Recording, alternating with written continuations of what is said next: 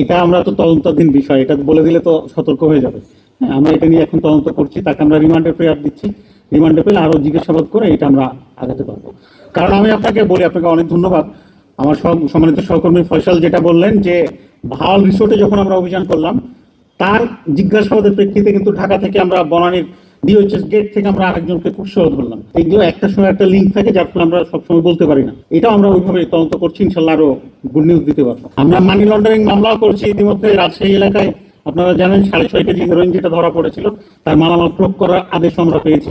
গ্রুপে আমরা চলে যাচ্ছি। এভাবে আমাদের ক্ষুদ্র সামর্থ্য নিয়ে মানি লন্ডারিং এর দিকে আমরা যাচ্ছি। এবং আপনারা জানবেন যে একই সঙ্গে এখন দুটো মামলা আমরা করি, যেগুলো বড় ধরনের চালান আছে। বড় ধরনের মামলা সেটা হচ্ছে একটা নিয়মিত মামলা হয় ফৌজদারি, আর একটা হয় মানি লন্ডারিং এর, যে আসল মূল হোতাটাকে সে কোত্থেকে এইগুলো সংগ্রহ করছে বা তার টাকা পয়সা গুলো কোত্থেকে আসছে। আমরা এইভাবে সাইড বাই সাইড যাচ্ছি। এখন আর একজন বলেন কাহিনী, অবশ্যই আমরা চেষ্টা করে যাচ্ছি ভাই, আশায় তো মানুষ বাঁচছে, তাই না?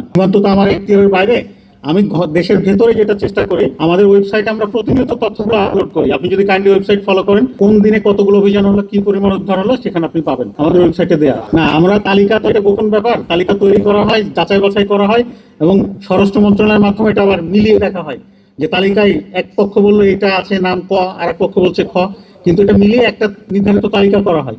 সেই তালিকা ধরে মূলত অভিযানগুলো এখন চলছে। না, আমরা অভিযান করি, এখানে আমরাও উদ্ধার করেছি। আহসান হাবিব আমাদের ইন্সপেক্টর আছেন নাকি এখানে, আমরা কিন্তু নিয়মিত মামলাও করছি সেখানে। কিন্তু বিষয়টা হচ্ছে একটা, আপনারা আরো ভালো জানবেন, সেটা হচ্ছে এমন একটা ঘিঞ্জি এলাকা, আমরা অভিযানে গেলে তারা টের পায়, কারণ উপর থেকে তারা আবার মানে বিভিন্ন ধরনের ইট পাথর যা আছে সবকিছু নিক্ষেপ করে, এবং আশেপাশে তাদের ওই যে তাদের কোনো কাজ নাই, তারা আশেপাশে বসে এই কাজগুলোই করে। যে কোনো মুভমেন্ট শুরু হলে তারা কিন্তু খবর পেয়ে যায়। তার ভিতরে আমরা অভিযানগুলো পরিচালনা করি, এবং আপনারা হয়তো 2-1 দিনের ভিতরে আরো বড় খবর পাবেন। অভিযান হবে, সবগুলোই হবে।